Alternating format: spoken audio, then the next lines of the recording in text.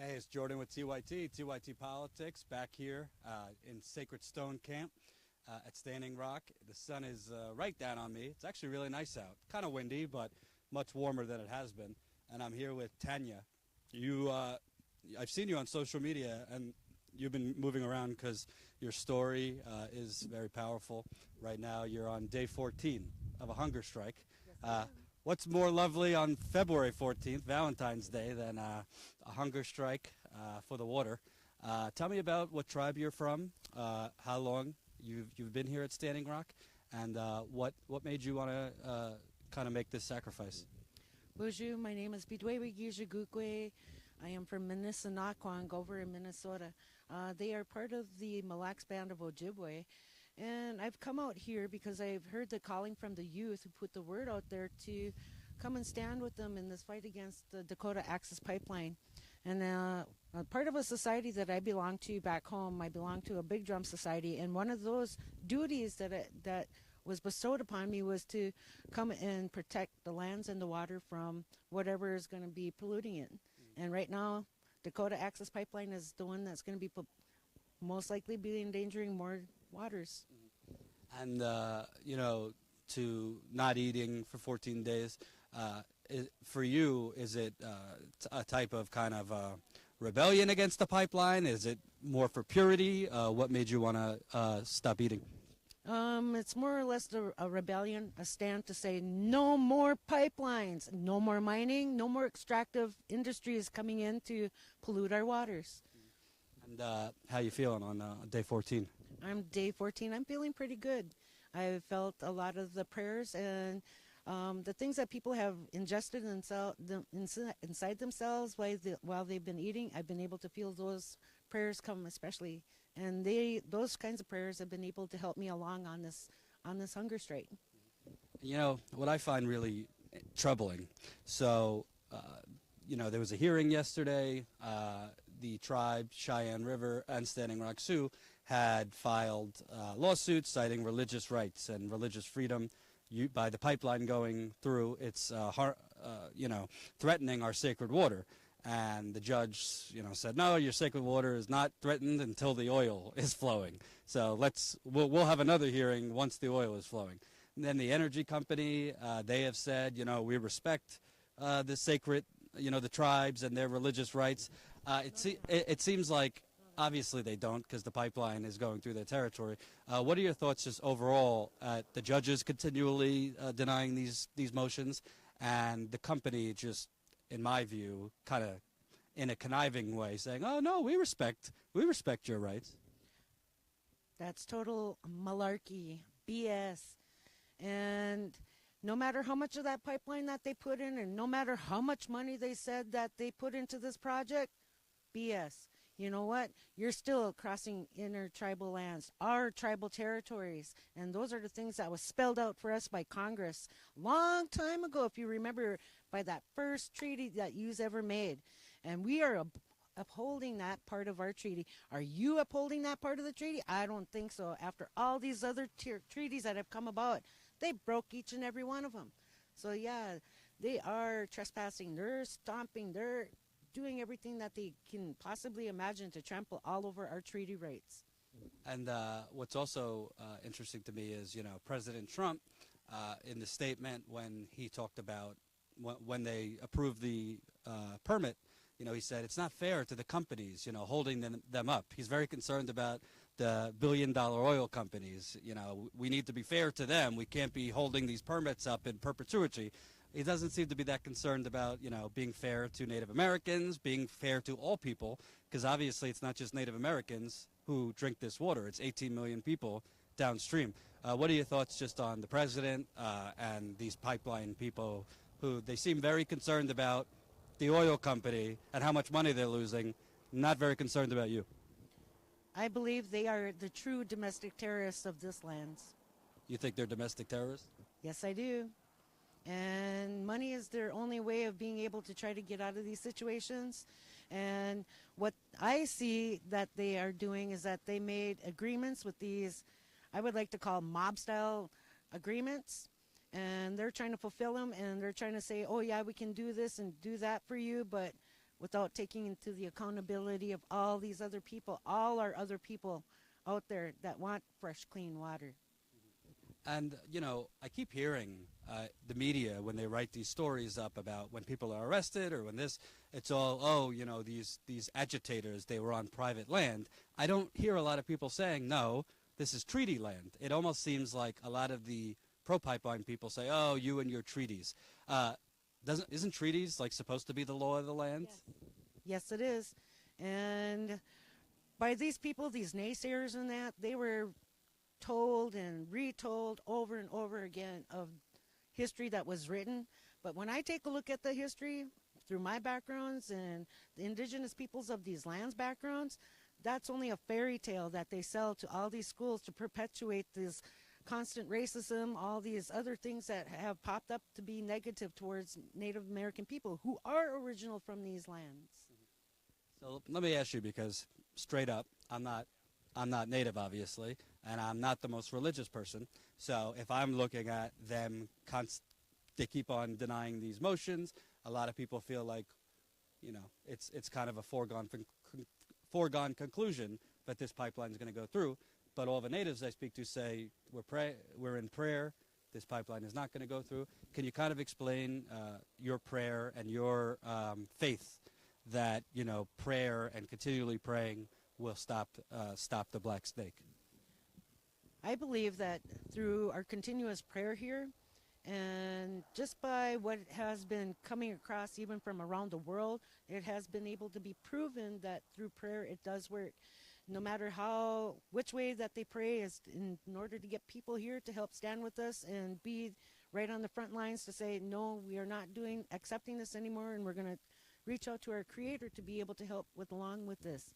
And I believe that a lot of the things that have happened, like with the winds or just even with the weather types of things, I believe that was part of the prayers that have been being answered. And I don't know if Ty, if you're able to read comments, but I'm assuming we're getting some cheers for you and your hunger strike. Yeah, just let me know if there's any good ones. Prayer will win this war. Prayer will win the war. Yes, it will. And I also want to ask you, how long are you thinking to go? Are you going to go as long as it takes, or as long as you can? I'm going as long as it takes, however long as it takes, and I've got a good crew here, a great crew here that's been helping me and monitoring my whole time throughout this hunger strike. So I do believe that we are going to be able to win. And people have come up to me and said, oh man, I can't believe you lasted this long. I was like, well, through my prayers and the prayers that have been coming in from the people and for what I believe in and what I put out there on social media and stuff about the water in these lands, yes, that prayer and strength is coming through and helping to sustain me in this situation here, in this movement for clean water. And do you want to see more water protectors who might have been here before return to stand with you? Yes, I would really appreciate them. You know what? Why don't we get like about 300 Eagle staffs from wherever that you may be, and as many as Chinoopas. If we could get 300 or plus more out here, they're going to have to obey by the true flag of this land. And I've been able to prove that, especially over at the Enbridge hearings over in St. Paul, and it was on the front page of the Star News Tribune. So this isn't your first rodeo. You've been demonstrating against these pipelines for a while. For quite a while. And I've been going up against Enbridge for, let's see, last 7, 8 years now. And if the audience doesn't know, I mean, Enbridge is one of the worst of these oil companies. They own 28% of this pipeline. They just had a giant spill in Texas. In Texas, obviously, they had a spill in Michigan years ago in the Kalamazoo River, which they tried to say, oh, they cleaned up. John Bollinger, who's a good investigator, showed that they did not clean it up. Wildlife died. People got sick. That's just Enbridge. Phillips 66, which owns 25% of this pipeline, one of their pipelines just exploded in Louisiana over the weekend. But no, pipelines, they're safe. You know, we don't need to worry. Do you think there needs to be more focus on the data? Because obviously, it's not our opinion. It's as we go, we see more of these spills. Those kind of data and information, the companies claim that it's all data privacy and all that stuff, so they aren't able to release it to the general public like me. I've asked for it, and I've also asked for an EIS, a complete EIS back home, and I'm also asking for an EIS here, which obviously that they just pretty much steamrolled. So when that pipeline breaks, what is it going to happen? What's going to happen? Are they going to be able to bring the environment back up to those numbers? Are yous? Well, they got to do something, because as far as I know, as far as hazmat training and anything like that goes, it's more or less crowd control. Stay this far back and we got this fine. It's nothing like going in there and cleaning it up. And do you know that they do not have any certified scuba people to be able to go underneath the water to check where a leak is at? Nope, they have none. And if there is, it's like hours and hours away before they can even come underneath the water to even check it out. And I think what's even more troubling, just yesterday when the judge denied this hearing, this restraining order, the lawyer for Energy Transfer Partners said, we are quickly trying to complete the drilling to make up for lost time, and we should have the drilling under the Lake Oahe done in 30 days. So essentially what they're saying is we're doing this, lickety split. We're not being thorough, because they have investors breathing down their throat to get this going, to get the oil going. So really when the pipe burst, we could look at that statement and say, oh, well, they didn't take their time. They didn't take the precautions. Even if they did take the precautions, it's gonna burst. It is, exactly. Because on my journeys, I used to travel a lot, walk a lot, hitchhike a lot, and whatever, right? I met a couple pipeline workers, 2 pipeline workers, and well, I know it's just words of 2 pipeline workers, but they were from 2 different regions, one out of country and one within the country. And they told me that when they go through tribal lands, they don't even take a look at the safety precautions. They go by the barest minimum. Through like upper crust regions, like through over by golf courses and stuff like that, of course they're going to use the highest amount of safety standards. But as far as like tribal lands or anything, to hell with that. To hell with those people. We can get their land that way then too. So when the white folk are golfing, we got to protect them, but the natives. Yep, that's exactly what they both told me in not so many words. So for the viewers watching who, if I go back and read the comments, I'm sure they're all positive. Do you need anything? Is it prayer? Do you need, I'm assuming you're drinking water. Yes. Yes, I am drinking water, and what we do need here is, number 1, we need prayers. Number 2, water protectors, stand strong in your belief in the things that we got going on here in order to protect the waters. 3, we do need more water. We need more bottled water. We're running low on that, and because of some of the situations that are happening within the community itself, we need more water to be sent over here. 4, divest from the banks and invest it into clean energy, renewable energy mostly. And also, just keep those prayers coming in, and because that will definitely help us. And keep spreading the word to each and every one of us who are still on the fence, or who even may be naysaying. Maybe in some way, pray for them too, that they change their minds on helping the water here, our fresh air, and our clean land, so that we can have healthy food to eat. Well, I will say, if I hadn't eaten for 14 days, I'd be on the ground crying like a little baby.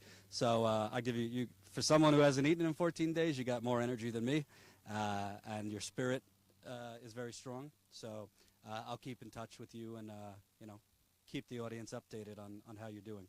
So thank you for what you're doing. All right, thank you, and much love to you all out there for sending those prayers in, and blessings to all of you. Miigwech. And if you want to donate, like she said, sacredstone.org.